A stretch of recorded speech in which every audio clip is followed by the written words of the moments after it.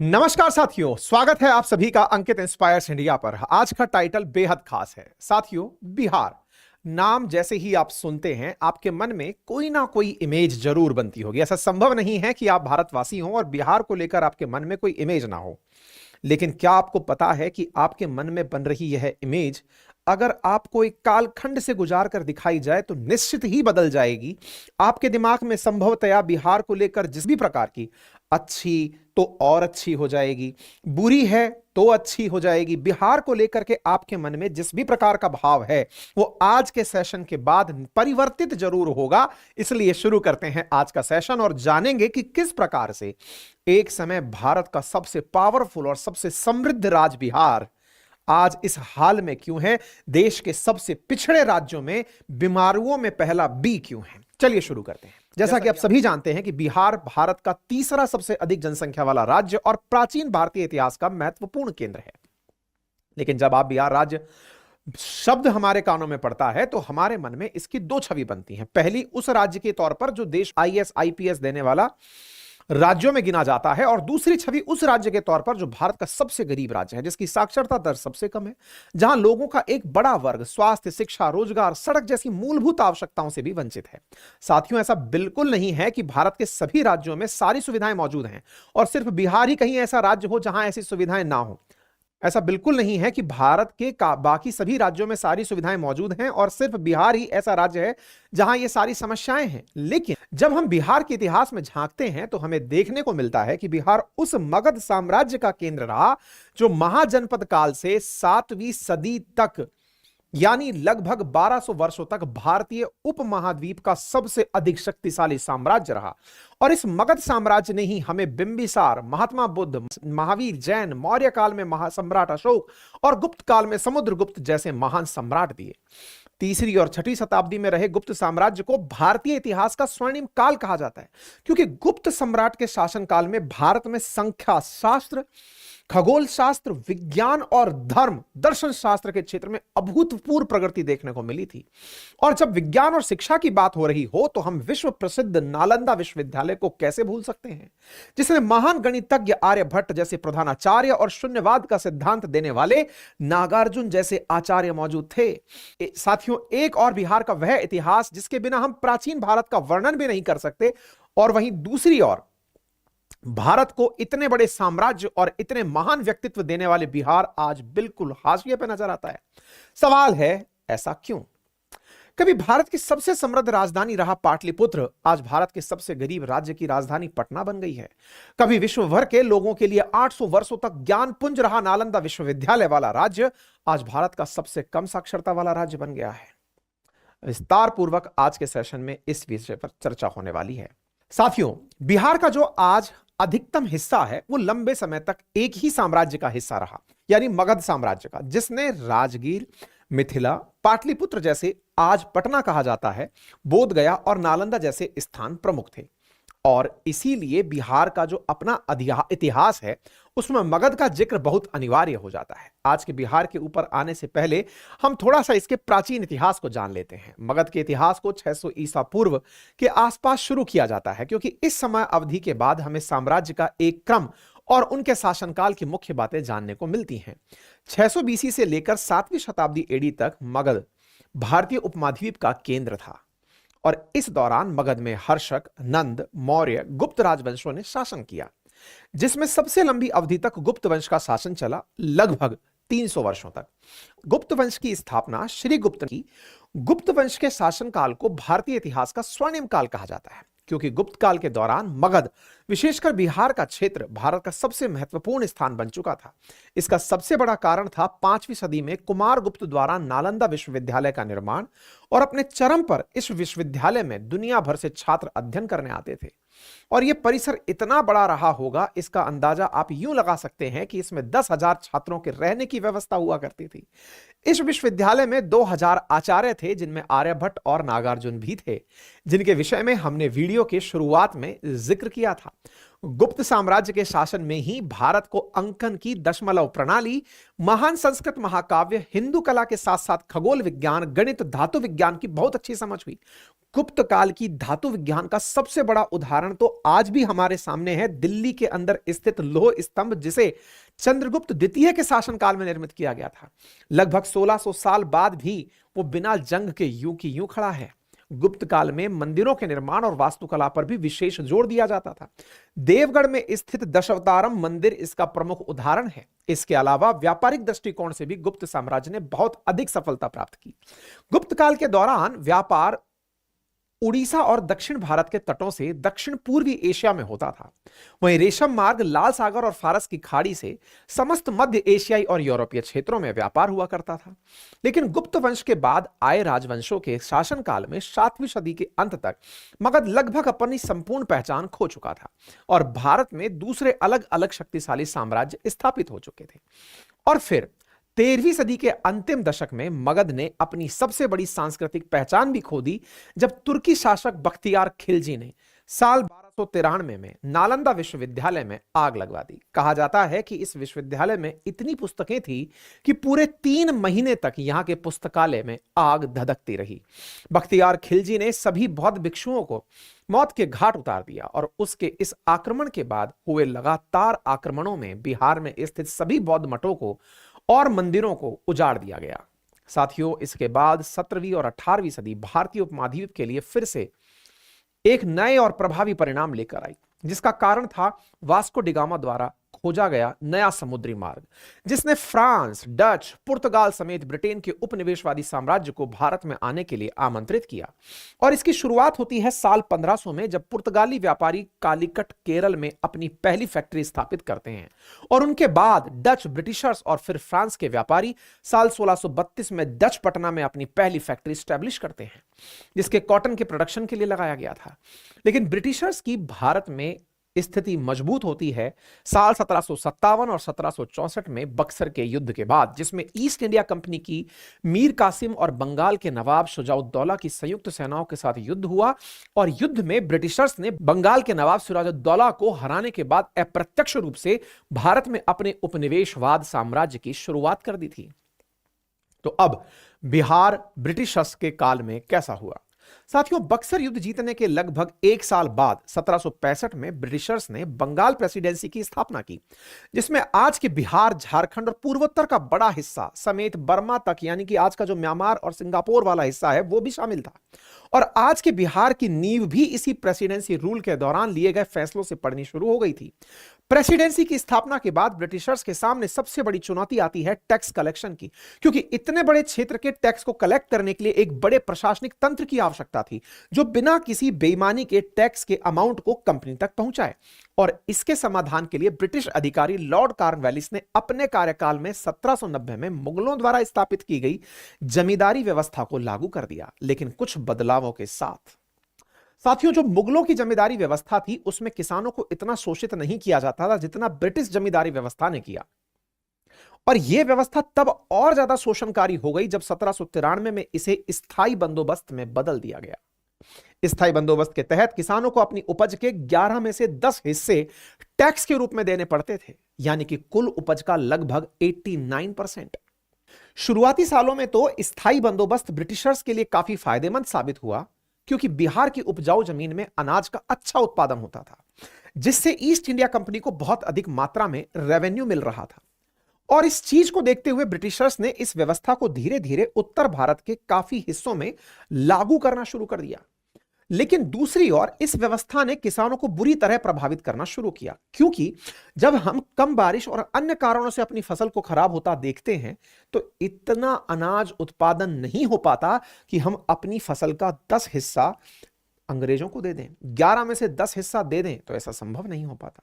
ऐसी स्थिति में किसानों को अपनी जमीन से हाथ धोना पड़ा, क्योंकि वो एक मिडिल मैन के भेंट चढ़ चुके थे। वो जमींदार जो अंग्रेजों से ठेका पर जमीन लिया था, किसानों का शोषण करके पैसा पहुंचाता था, अब वो जमींदार साहूकार की भूमिका में आने लगा, यानी वो किसानों को लोन देने लगा, लोन से पैसा वापस बरतने लगा और वो अंग्रेजों को टैक्स के रूप में देने लगा। एक विशेष साइकिल जमींदार के साहूकार बनने के रूप में देखने को मिली। ऐसी स्थिति में किसान अपनी जमीन से हाथ धोना शुरू कर दिए। यानी कि ब्रिटिशर्स की जमींदारी व्यवस्था में जमींदार के अधिकार तो बढ़ गए और फसल खराब होने पर किसान पूरी तरह जमींदार के क्योंकि टैक्स ना चुका पाने पर जमींदार उनसे जमीन ले लेता था और पैसा ना चुका पाने पर वो उन्हें बंधुआ मजदूर के रूप में रखना शुरू कर चुका था। टाइम के साथ ऐसे किसानों की संख्या बढ़ती चली गई जिन्होंने अपनी जमीन गंवा दी थी, जिनका इंपैक्ट यह हुआ कि बिहार समेत उत्तर भारत की एग्रीकल्चर प्रोडक्टिविटी बुरी तरह प्रभावित हुई। साथ ही किसानों की हालत बहुत खराब हो गई और आगे चलकर यही बात अंग्रेजों के खिलाफ हुए बड़े किसान आंदोलनों का कारण बनी, जिसमें सन 1917 में हुआ चंपारण सत्याग्रह भी शामिल है। जमींदारों की मनमानी के अलावा बिहार को लेकर एक और बात थी जो ब्रिटिश रूल में इसके खिलाफ रही, वो यह थी कि बिहार बंगाल प्रोविंस का हिस्सा था, जहां सरकारी नौकरियों पर बंगाली लोगों को प्राथमिकता दी जा रही थी और बड़े प्रशासनिक पदों पर भी बंगाल के लोग ही बैठे हुए थे। नतीजा यह हुआ कि ब्रिटिश हुकूमत बिहार के प्रति लापरवाह हो गई और बिहार पिछड़ता चला गया। अंग्रेजों की इसी लापरवाही को देखते हुए बिहार को अलग राज्य बनाने की मांग तेज हुई, जिसके बाद 1912 में बंगाल विभाजन के स्वरूप बिहार एक अलग राज्य के रूप में सामने आया, जिसमें आज का झारखंड और उड़ीसा भी शामिल था। इस विभाजन के बावजूद बिहार के किसानों की सिचुएशन में कोई सुधार नहीं हुआ, क्योंकि जमींदारी सिस्टम अभी भी लागू था, जिसमें बिहार के अधिकतर किसान बुरी तरह फंसे हुए थे। लेकिन साथियों, इन सारी समस्याओं के बीच एक चीज ऐसी थी जो बिहार और इसके आसपास के इलाकों के लिए आजादी से पहले और उसके कई साल बाद तक भी बहुत फायदेमंद साबित हुई। हम बात कर रहे हैं बिहार झारखंड में मौजूद कोयले और अयस्क भंडार की। जी हां साथियों, जिसने बिहार समेत पूरे झारखंड और पश्चिम बंगाल को एक औद्योगिक केंद्र बनाया। और इसकी शुरुआत होती है साल 1907 में, जब जमशेदजी टाटा तब के बिहार और आज के झारखंड में भारत की पहली स्टील और आयरन प्लांट की शुरुआत करते हैं। इसके बाद 1930 में यहां बड़े स्तर पर कोयला खदान का कार्य भी शुरू हो जाता है, क्योंकि भारत में रेल नेटवर्क बढ़ने के साथ कोयले की मांग भी तेज हो जाती है और दूसरे विश्व युद्ध के समय और भी तेज हो जाती है। 1937 में बिहार में सीमेंट फैक्ट्रीज भी स्टैब्लिश होती हैं। आजादी के समय तक बिहार में काफी इंडस्ट्रियल उद्योग स्थापित हो चुके थे।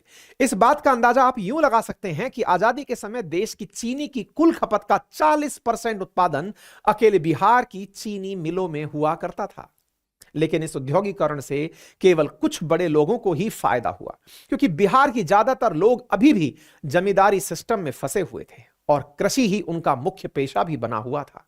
साथियों, इन सारे बिंदुओं को जान लेने के बाद यहां पर यह सवाल उठता है कि स्वतंत्रता से पहले जो हम ब्रिटिश हुकूमत के अधीन थे, हमारे पास कोई अधिकार नहीं थे, लेकिन बाद में स्वतंत्रता के बाद भी बिहार की हालत क्यों नहीं सुधरी? वह कौन सी सरकारी नीतियां और राजनीतिक कारण थे जिन्होंने रिसोर्सफुल होते हुए भी बिहार को सबसे ज्यादा पिछड़ा राज्य बनाए रखा, यानी बिहार आफ्टर इंडिपेंडेंस? स्वतंत्र होने के बाद देश की शुरुआती सरकारों के सामने सबसे बड़ी चुनौती थी एग्रीकल्चर प्रोडक्टिविटी और उद्योगों को बढ़ावा देना, जिसके लिए सरकार ने सबसे पहले जमींदारी व्यवस्था को खत्म किया और किसानों को मुक्त रूप से खेती करने का अधिकार दिया। हालांकि इसके बाद भी बिहार समेत कई राज्यों में जमींदारी सिस्टम लंबे समय तक चलता रहा, लेकिन बिहार को जिस पॉलिसी ने सबसे ज्यादा नुकसान पहुंचाया वो थी साल 1952 में केंद्र सरकार द्वारा लाई गई फ्रैट इक्वलाइजेशन पॉलिसी। जी हां साथियों, जिसके तहत देश में औद्योगिक गतिविधियों को बढ़ाने के लिए सरकार ने देश में कहीं भी उद्योग लगाने पर जोर दिया। जैसा आप ऑलरेडी सुन चुके हैं कि बिहार में देश की कुल खपत का 40% चीनी उत्पादित हो रहा था, तो निश्चित ही अन्य राज्यों को इस तरह के अवसर नहीं मिल पा रहे थे, इसलिए केंद्र सरकार इस फैसले को लेकर आई। साथियों, इस पॉलिसी के बैकग्राउंड को ठीक से समझते हैं तो इस पॉलिसी के आने से पहले हो यह रहा था कि जो फैक्ट्रीज भारत में लग रही थी वो वहां लग रही थी जहां उन्हें अपने प्रोडक्ट के लिए रॉ मटेरियल मिल रहा था। जैसे आज के बिहार, झारखंड, उड़ीसा, छत्तीसगढ़, वेस्ट बंगाल जैसे राज्यों में फैक्ट्रीज लग रही थी, क्योंकि इनके पास मिनरल्स, कोल माइंस जैसे बड़े रिसोर्सेज मौजूद थे। और इस बात को लेकर सरकार का यह सोचना था कि देश में सब जगह तो रॉ मटेरियल उपलब्ध है नहीं, अगर ऐसा ही रहा तो देश में औद्योगिकीकरण सिर्फ रिसोर्सफुल स्थानों तक ही सीमित रह जाएगा। तो इसी समस्या के समाधान के लिए सरकार 1952 में फ्रैट इक्वलाइजेशन पॉलिसी लाती है, जिसमें सरकार ने कहा कि आप देश में कहीं भी उद्योग स्थापित कीजिए, आपके उद्योग के लिए जो भी रॉ मटेरियल यानी कच्चा सामान जरूरी होगा आपको ट्रांसपोर्ट करना पड़ेगा, उस पर सरकार सब्सिडी देगी। यानी विषय स्पष्ट था। आप चाहे जहीं भी फैक्ट्री बनाइए, आपने अपनी सहूलियत से फैक्ट्री बनाई, कच्चा माल ही तो चाहिए था, कच्चा माल आराम से ट्रेन से लेके जाइए, सरकार सब्सिडी देगी। और इस पॉलिसी का इंपैक्ट यह हुआ कि 1952 के बाद सभी उद्योग धीरे धीरे तटवर्ती क्षेत्रों के पास स्थापित होना शुरू हो गए, क्योंकि प्रोड्यूस होकर के जो माल था वो दूसरे देशों में व्यापार करने की सुविधा तट पर आसानी से उपलब्ध होती है। उद्योगपति बिहार, झारखंड, छत्तीसगढ़, मध्य प्रदेश जैसे रिसोर्सफुल राज्यों से रॉ मटेरियल ट्रांसपोर्ट करवाने लगे, जिस पर सरकार उन्हें सब्सिडी देती और फिर फैक्ट्रीज में बने प्रोडक्ट्स को कम खर्चे में समुद्री मार्ग से विदेश और अन्य राज्यों तक पहुंचाने लगी। फ्रेट इक्वलाइजेशन पॉलिसी ने जहां एक और महाराष्ट्र, गुजरात, कर्नाटक, तमिलनाडु में समुद्र के नजदीक मौजूद मुंबई, अहमदाबाद, हैदराबाद, बेंगलुरु, पुणे और चेन्नई जैसे महानगरों को खड़ा कर दिया, वहीं दूसरी ओर बिहार, झारखंड, छत्तीसगढ़, मध्य प्रदेश जैसे लैंड लॉक्ड रिसोर्सफुल रीजन्स इन महानगरों के विकास के पीछे सिर्फ रॉ मटेरियल के सप्लायर बने रह गए। फ्रेट इक्वलाइजेशन पॉलिसी 1993 तक प्रभावी रही, लेकिन तब का बिहार बहुत बदल चुका था। अब यहां उद्योग को स्थापित करना और भी ज्यादा मुश्किल हो गया था, जिसके दो बड़े कारण थे। पहला, पॉलिटिकल इंबैलेंस, और दूसरा, बिहार के किसानों के पास मौजूदा कम साइज जमीन का, यानी कि लेस लैंड साइज। अब अगर पॉलिटिकल इंबैलेंस की बात करें तो 1960 से लेकर 1990 तक, यानी कि 30 सालों में बिहार में 25 मुख्यमंत्री रहे।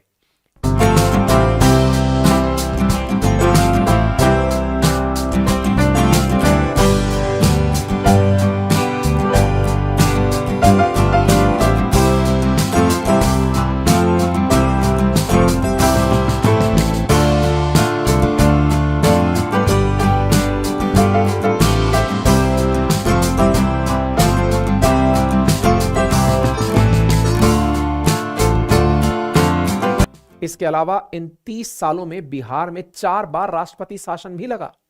इस पॉलिटिकल इंबैलेंस का सबसे बड़ा कारण था कि कोई भी पार्टी बिहार में उद्योग को लेकर एग्रीकल्चर एक्टिविटी को बढ़ा नहीं पा रही थी। सरकार लोगों में विश्वास पैदा नहीं कर पा रही थी।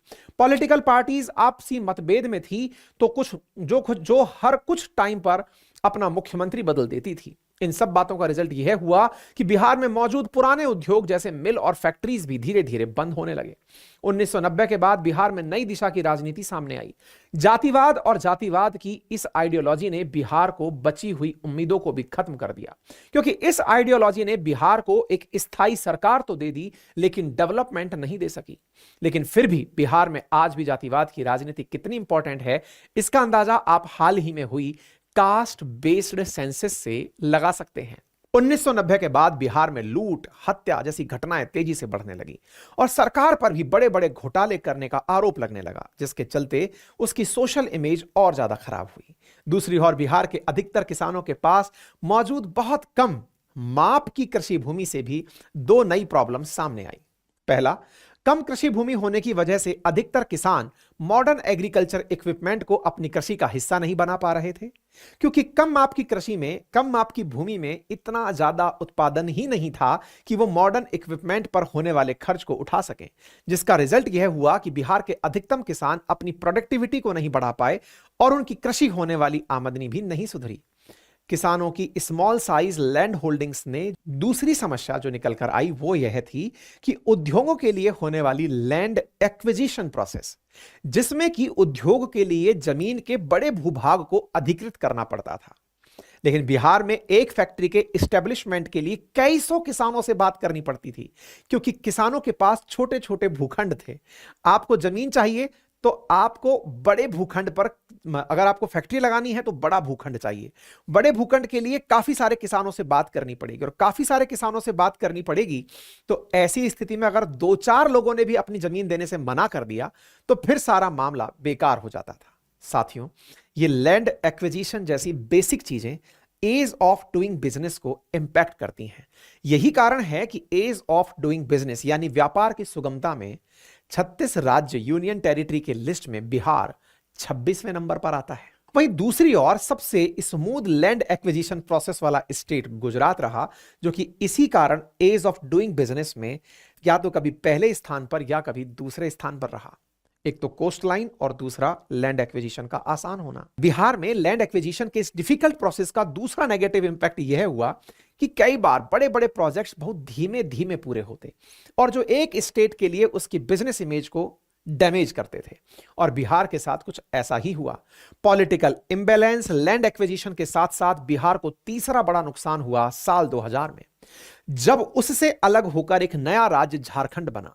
झारखंड के अलग होने से बिहार ने अपनी उपजाऊ जमीन और मिनरल्स का एक बहुत बड़ा हिस्सा खो दिया, क्योंकि बिहार ने जिस एरिया में थोड़ा बहुत उद्योग इन्वेस्ट किया था वो सारा झारखंड के हिस्से में चला गया और बिहार को खाली हाथ रहना पड़ा। इन सारी सोशल प्रॉब्लम्स के साथ बिहार में लंबे समय तक नक्सलवाद का सामना भी रहा। बिहार के साथ साथ छत्तीसगढ़, झारखंड, उड़ीसा, तेलंगाना, मध्य प्रदेश भी लंबे समय तक नक्सलवाद से जूझते रहे। इसके साथ कुछ और प्रॉब्लम्स भी रही जिन पर बात करना जरूरी है, जैसे हर साल आने वाली बाढ़ से भी बिहार को हजारों करोड़ का नुकसान होता है, जिसमें उपजाऊ भूमि और फसल का नुकसान बड़ी मात्रा में होता है। बिहार डिजास्टर मैनेजमेंट डेटा के अकॉर्डिंग पिछले 10 सालों में आए फ्लड के कारण बिहार में कुल 2300 लोगों की मौतें हुई हैं, जबकि 2021 की एक दूसरी रिपोर्ट के अकॉर्डिंग उस साल फ्लड में बिहार सरकार को लगभग 3700 करोड़ रुपए का नुकसान हुआ। एक और ये नुकसान और दूसरी ओर तेजी से बढ़ रही बिहार की पॉपुलेशन भी सरकार के सामने नए चैलेंजेस रख रही थी, जो है गरीबी और बढ़ती हुई बेरोजगारी। इन सारे फैक्टर्स का कलेक्टिव इंपैक्ट है आज बिहार की पर कैपिटा इनकम पूरे देश में सबसे कम है। पूरे देश की टोटल पॉपुलेशन में लगभग 9% रखने वाला बिहार पूरे देश की जीडीपी का कुल 2.77% ही कंट्रीब्यूट करता है।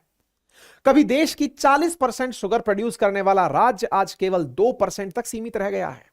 कभी 3000 चावल की मिल वाले राज्य में करप्शन के चलते 2000 राइस मिल बंद हो चुकी हैं। आज बिहार के लगभग 34% पॉपुलेशन मल्टी डायमेंशनल पॉवर्टी का फेस कर रही है, जो देश में सबसे ज्यादा है।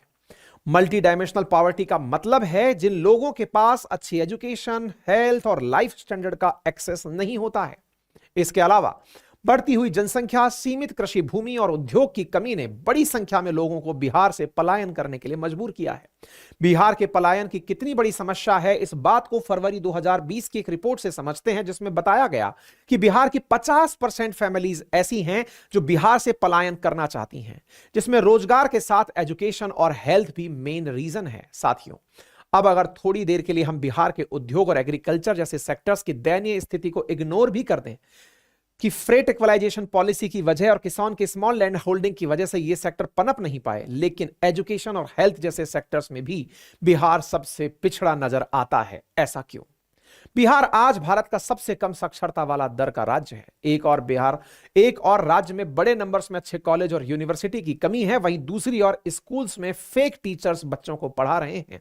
और अगर हेल्थ केयर की बात की जाए तो यहां की पिक्चर भी सेम ही है। कोविड के टाइम पे तो बिहार समेत कई राज्यों के हेल्थ केयर सिस्टम की पोल ही खुल गई, खासकर रूरल एरिया में, जहां डॉक्टर्स के साथ साथ हॉस्पिटल में बेसिक फैसिलिटीज की भारी कमी देखने को मिली। यही सारी चीजें एक साथ मिलकर इंपैक्ट करती हैं किसी स्टेट या कंट्री की ग्रोथ को। और अगर बिहार भी इस पिछड़ेपन से बाहर निकलना चाहता है तो सबसे पहले उसे शिक्षा और स्वास्थ्य जैसी बेसिक नीड्स को ठीक करना होगा। उसके बाद एग्रीकल्चर सेक्टर्स को, फार्मर्स के कलेक्टिव एफर्ट्स को सुधारना होगा। सिर्फ स्कीम को लॉन्च करने से सिचुएशंस नहीं चेंज होती, उनको रूट तक इंप्लीमेंट करना पड़ता है, तब जाके कुछ सालों में रिजल्ट्स आते हैं। यह बात सबको समझनी चाहिए। साथियों, यह भी सच है कि बहुत सी ज्योग्राफिकल कंडीशंस और डेमोग्राफिकल चैलेंजेस किसी भी स्टेट या कंट्री के डेवलपमेंट में एक जरूरी हिस्सा होते हैं। अगर ज्योग्राफिकल कंडीशंस अच्छी होंगी तो सारी चीजें पॉसिबल और आसान नजर आती हैं। अगर खराब होंगी तो चीजें मुश्किल जरूर होती हैं, लेकिन असंभव नहीं। परंतु जब बिहार की बात आती है तो यहां सबसे बड़ी कमी महसूस होती है लीडरशिप की, क्योंकि आजादी के बाद शुरुआती दशकों में पॉलिटिकल इंबैलेंस और उसके बाद आइडियोलॉजिकल इंपैक्ट ने बिहार को पीछे धकेलने का काम किया, और इन सब के कारण हुई प्रशासनिक त्रुटियों और सामाजिक अव्यवस्थाओं ने इस पिछड़ेपन को और ज्यादा बढ़ाने का काम किया। साथियों, यह था हमारा बिहार के संक्षिप्त इतिहास और इसकी आज की स्थिति के ऊपर वीडियो। आई होप आपको हमारे द्वारा दी गई है जानकारी पसंद आई होगी। आपका क्या सोचना है इसके विषय में कमेंट बॉक्स में हमें अपनी राय अवश्य दें। यह संभव है कि सारे कारणों का एक सेशन में कलेक्शन पॉसिबल ना हुआ हो। आपसे गुजारिश है कि आप भी अपनी तरफ से कुछ पॉइंट्स ऐड करें और अगर आपको लगता है कि और भी कोई कारक जिम्मेदार है तो फिर हम भविष्य में और भी कोई अपडेटेड वीडियो आप तक लेकर आएंगे। लेकिन जाने से पहले आप इस चैनल को सब्सक्राइब करना बिल्कुल ना भूलें। धन्यवाद।